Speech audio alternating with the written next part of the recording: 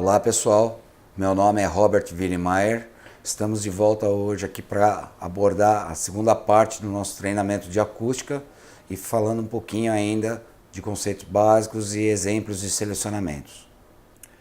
Aqui nós vamos falar um pouquinho das escalas, ou seja, o que são as escalas A, B, C e D. São conhecidas como curvas de compensação ou de ponderação. Elas são usadas para somar diferentes valores de nível de ruídos por bandas de oitavas, corrigindo características que os nossos ouvidos não têm a mesma sensibilidade para ouvir em todas as faixas de frequência. Ou seja, eu tenho as escalas que normalmente são utilizadas desde 31,5 Hz até 12.500 Hz ou 12,5 kHz, né? E as escalas que fazem essa correção, as escalas A, B, C e D. Aqui ao lado eu tenho um gráfico que demonstra como esses níveis de ruído eles são adquiridos, né? E normalmente para cálculos de ruído as escalas mais utilizadas são as escalas A e escala C, né? Onde em via de regra a escala A para níveis de ruído em equipamentos industriais são as mais utilizadas, em faixas de 63 a 8.000 Hz, né? Ou seja, esses são os valores de correção que nós normalmente utilizamos aí para fazer essa correção que os nossos ouvidos não podem ouvir. Curva NC, nós vamos falar sobre um critério de ruído NC.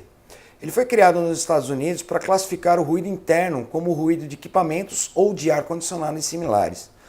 É um gráfico normalmente utilizado onde o método é baseado em uma medição dos níveis de pressão sonora em um conjunto de curvas de critérios mostradas nesse gráfico que variam de frequências em 63 Hz a 8.000 Hz. Essas curvas elas são utilizadas para definir os limites de espectros de banda de oitava que não devem ser excedidos para atender à aceitação dos ocupantes nos espaços reais. Exemplos, os estúdios.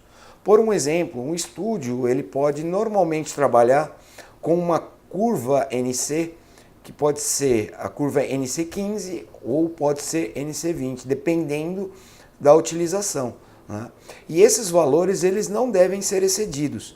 Então, quando normalmente fazemos um cálculo de medição de ruído e nós não corrigimos ele para dBA, ou seja, temos esses valores expressados ainda por faixa de frequência, essa curva ela nos ajuda a definir normalmente os valores que devem ser alcançados e que não podem ser excedidos, tá? Aqui nesse slide eu na verdade só tabelei os valores que existem nessa curva NC para que as pessoas normalmente possam ter um exemplo. Ou seja, numa curva NC15 que pode ser utilizada em estúdios, os valores em 63 Hz não podem exceder 47 dB, em 125 Hz não podem exceder 36 dB, em 250 Hz não podem exceder 29 dB, em 500 Hz não podem exceder 22 dB e assim por diante. Ou seja, em 1 kHz eu não posso ter valores superiores a 17 dB, em 2.000 kHz, em 2 kHz, perdão, não podemos ter valores superiores a 14 dB, em 4 kHz valores superiores a 12 dB e em 8 kHz valores superiores a 11 dB.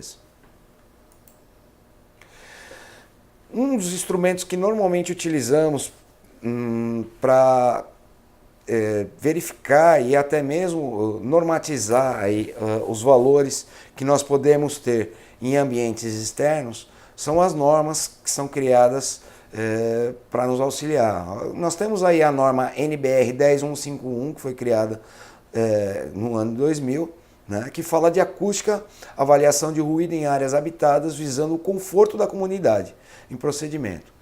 Aqui eu peguei alguns valores dessa norma, né, ou seja, tem uma tabela aqui abaixo que normalmente nós podemos ter os valores limites permitidos durante os períodos diurnos e noturnos, respectivamente, em determinadas áreas.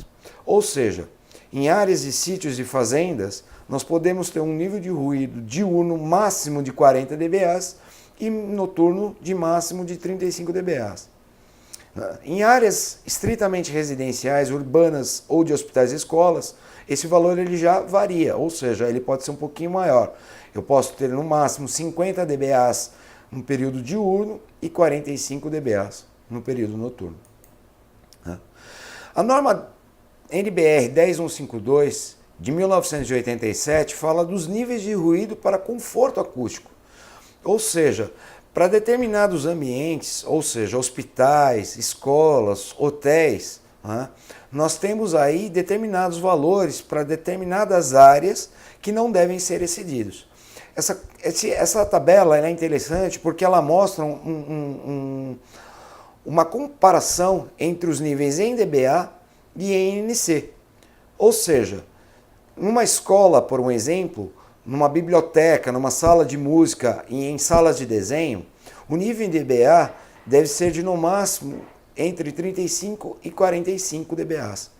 Já os valores em NC não podem ser superiores ou seja, a curva NC ela não pode ser superior a uma curva NC 30 ou 40.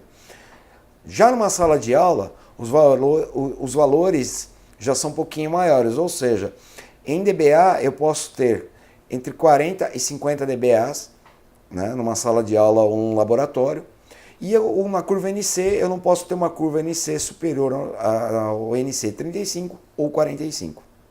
Já para auditórios, por um exemplo, esses valores já são bem menores. Em salas de concerto, por um exemplo, em teatros, os valores NBA não podem ser superiores entre 30 e 40 e as curvas NC utilizadas não podem ser superiores à curva NC 25 ou NC 30. Salas de conferência, cinemas e salas de uso múltiplo já têm valores um pouquinho mais elevados, né? Entre 35 e 45 dBAs e os valores NC 30 ou NC 35. Vamos falar um pouquinho agora sobre somatória logarítmica. Ou seja, quando eu tenho a questão de diferença entre dois níveis de ruído, eu tenho por obrigação fazer uma correção dos valores por faixa de frequência, né, quando eu tenho valores de níveis diferentes. Ou seja, se eu tenho uma diferença de valores de 5 dBs, esses valores eles devem ser obrigatoriamente corrigidos para 1,2 dB. Se eu tenho uma diferença, por um exemplo, de 8 dBs, eu preciso fazer uma correção utilizando 0,6 dBs. Ou seja, aqui eu mostro para vocês um gráfico de como isso ocorre e aqui eu já tenho uma tabela utilizada com valores de pelo menos 0 a 10, né, onde há necessidade de se fazer essa correção de ruído. Valores superiores a 10 dBs, ou seja, se eu tenho dois níveis diferentes e o valor é superior a 10 dBs, não há necessidade de se fazer uma correção. Tá? Esses valores normalmente são utilizados entre 0 a 10 dBs. Já nesse gráfico aqui, eu mostro a correção quando eu tenho dois níveis de ruído iguais, ou seja, duas fontes sonoras de mesmo valor. Por um exemplo, eu tenho uma sala onde eu tenho dois equipamentos que geram exatamente o mesmo nível de ruído. Por um exemplo, dois ventiladores. Eles foram instalados lado a lado, eu não tenho nada separando esses dois equipamentos e eles vão me gerar dois níveis de ruído. Então, ou seja, quando eu tiver um nível de potência sonora para ser calculado, eu preciso fazer uma correção para que esses dois níveis de ruído eles sejam iguais. Por um exemplo, se eu tenho dois níveis de ruído exatamente iguais, eu tenho que corrigir esses valores em 3 dBs. Ou seja, se cada ventilador em uma determinada faixa de frequência ele me gera um valor de 80 dBs, eu preciso colocar 3 dBs nessa faixa de frequência para corrigi-lo para 83 dBs.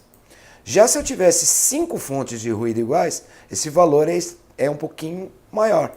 Ou seja, eu teria que corrigir em 7 dBs cada faixa de frequência. Se eu tivesse, por um exemplo, 5 equipamentos, 5 ventiladores numa mesma sala, sem nada que os separasse, eu tenho que corrigir cada faixa de frequência do meu nível de potência sonora em 7 dBs. Aqui eu vou falar um pouquinho dos tipos de atenuadores. A Trox, por um exemplo, comercializa atenuadores do tipo multicélula, que é um atenuador formado por várias células dispostas paralelamente, onde eu tenho um determinado espaçamento, uma determinada altura, onde o ar ele vai estar passando por entre essas células, né? E ele é um atenuador, neste caso, composto por uma carcaça. Nós temos como referência os atenuadores da série DS10, DS20, MS10, MS20, DS30 e X30, respectivamente. São atenuadores que podem ser construídos dessa forma. Temos também atenuadores cilíndricos, que são dispostos de uma carcaça em forma de cilindro, onde eu posso ter um núcleo, né, dentro desse atenuador, e ele vai variar de tamanho, podendo ter diâmetros nominais entre 250 a 1250. Né? Ele pode ser fornecido também com núcleo e sem núcleo, dependendo efetivamente da necessidade ou dos níveis de ruído que o usuário vai utilizá-lo aí nas suas necessidades. As células atenuadoras, elas são muito similares ao atenuador que nós mostramos multicélulas a um slide ou dois anterior.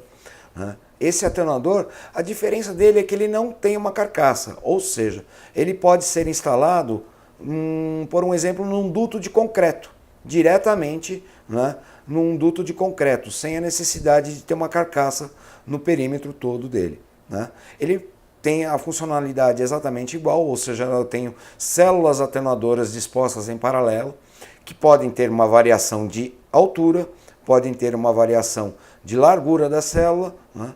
E são dispostas aí paralelamente, e também uma variação de comprimento.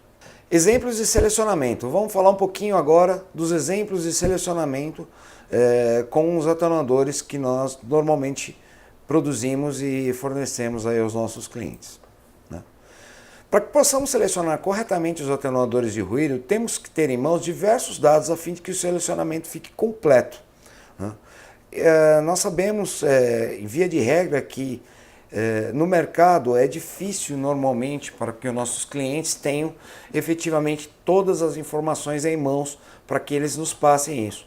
Mas é fundamental que toda vez que se pensar em um selecionamento de um atenuador, o máximo de informações conseguidas é de extrema necessidade para que nós possamos aí fazer um cálculo correto daquilo que é exigido aí normalmente num fornecimento. Quais são os dados normalmente solicitados aos nossos clientes? Nós pedimos a vazão de ar, que ela pode ser em metros cúbicos por hora, ela pode ser em metros cúbicos por segundo, até mesmo em litros por segundo, para que nós possamos transformá-la e efetivamente utilizar. O que é a vazão de ar? É normalmente o volume de ar que vai passar aí pelo nosso atenuador. O espectro de potência sonora, que nós falamos lá no começo nos conceitos, por faixa de frequência em dB, é fundamental. Eu diria que, além da vazão de ar, é a segunda informação mais importante para que nós consigamos fazer aí o selecionamento. Espaço físico disponível, ou seja, projeto e desenho, é uma informação fundamental para que nós possamos instalar o atenuador, né, dentro de um determinado ambiente onde a pessoa que está adquirindo esse equipamento tem essa necessidade de redução de ruído. Ou seja, numa instalação onde você tem um espaço pré-definido, às vezes o atenuador pode ficar maior ou menor do que esse local.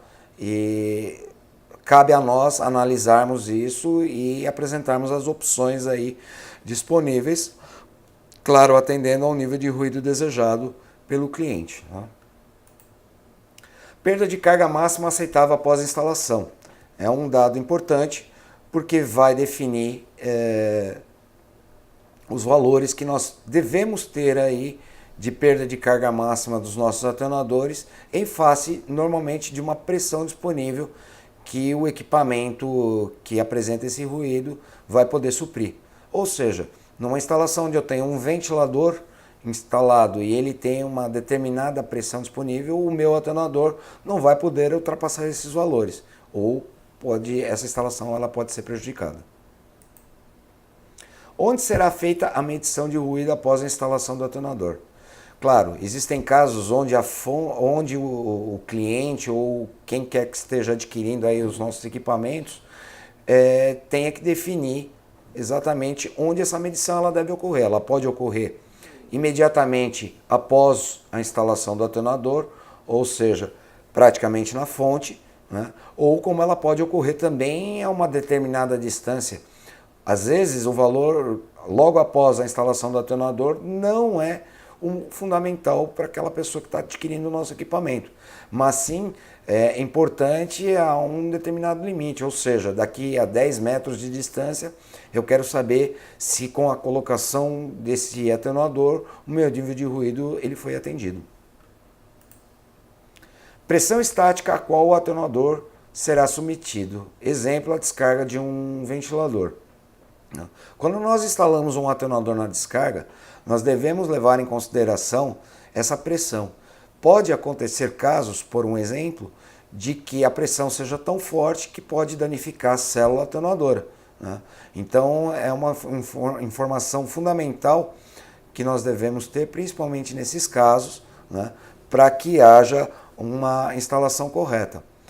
Por um exemplo, também podemos classificar isso utilizando um ventilador limit load numa instalação, onde normalmente o caracol dele, na parte superior, ele tem uma pressão muito forte, e na parte inferior desse caracol, essa pressão ela pode ser quase que negativa, né?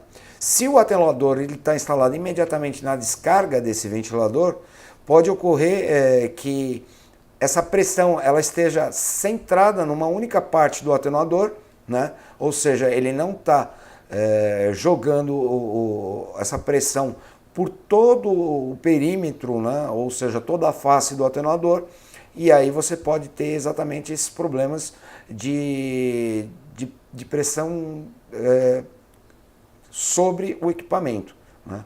O ideal é que haja uma determinada distância, né, na instalação do atenuador em casos assim, ou seja, nós até recomendamos que essa instalação seja baseada, assim, para efeito de parâmetro, de 3 a 5 vezes a largura do atenuador. Ou seja, se meu atenuador tem 1 metro de largura, né, instalar ele a pelo menos 3 metros de distância da boca de descarga do ventilador. Há também uma proposta que se pode utilizar uma chapa perfurada para que se haja uma equalização do fluxo de ar, né? Ou seja, para que essa pressão que está sendo jogada contra o atenuador, o volume dela seja distribuído em toda a face do equipamento. O nível de ruído desejado após a instalação do atenuador. Ele pode ser em dBA, como nós já falamos lá sobre as curvas de ponderação ou compensação, ou ele pode também ser determinado por uma curva NC. Ou seja, para quem está adquirindo o nosso equipamento, ele pode efetivamente utilizar esses dois valores aí para determinar qual é o nível de ruído desejado após adquirir o nosso atenuador. Ferramentas normalmente utilizadas nos nossos selecionamentos. Nós temos um programa de selecionamento, que ele tem essa carinha aqui, e nós inserimos normalmente as informações passadas por nossos clientes, ou seja, a vazão de ar, que nós já explicamos, ela pode ser em metros cúbicos por hora, em metros cúbicos por segundo, em litros por segundo ou em pés por metro cúbico, né? O tipo de atenuador, nesse caso aqui, esse programa ele normalmente trabalha com atenuadores da série DS e pode utilizar aí para efeito de selecionamento atenuadores do tipo DS10, DS20 ou DS30, né? Normalmente o cliente pode escolher o tipo de material absorvente que pode ser utilizado no atenuador, ele pode ser uma lã de vidro ou lã de rocha, né? As dimensões que normalmente são pré-determinadas em função de uma análise do projeto ou do desenho que o cliente nos propicia aí para trabalhar, ou pelas dimensões que nós normalmente trabalhamos aí em função de um determinado tamanho que nós saibamos que pode atender aí aos níveis de ruído desejados. O número de células, Ou seja, quando eu insiro as determinadas informações de dimensões, o próprio programa já me disponibiliza a quantidade de células que eu posso ter no atenuador, né? E o espectro de potência sonora, que é fundamental aí para se fazer o cálculo, né? Além disso, como ferramenta, nós utilizamos uma apostila que é a SoundSense, onde ela pode, como exemplo, nos passar informações sobre fatores de directividade do som em dB, atenuação por conta da distância do ponto de medição em relação à fonte de ruído, ou seja, se eu tenho uma fonte de ruído aqui, eu coloquei a instalação do meu atenuador nesse ponto e eu quero saber qual que é a atenuação que efetivamente eu vou ter daqui a 5, 6 metros, essa apostila ela pode nos passar essa informação. As reflexões de saída de ruído, fator de tempo de reverberação em dB, atenuações de dutos retos, de curvas, de desvios retos com veias defletoras e etc. Existem N informações que nós conseguimos com esta apostila e normalmente utilizamos para os nossos selecionamentos, né? Outras apostilas e documentos internos da Trox que são utilizados, né, para verificação de atenuações naturais com bifurcações, com curvas, desvios retos, né, e outros mais. Planilhas de selecionamento em Excel, que normalmente nós elaboramos aí para obter esses valores, ou seja, inserimos todos os dados obtidos com o programa, com as apostilas, né, e com as informações passadas normalmente pelos nossos clientes para que possamos fazer o cálculo e determinar os valores que devem ser atingidos.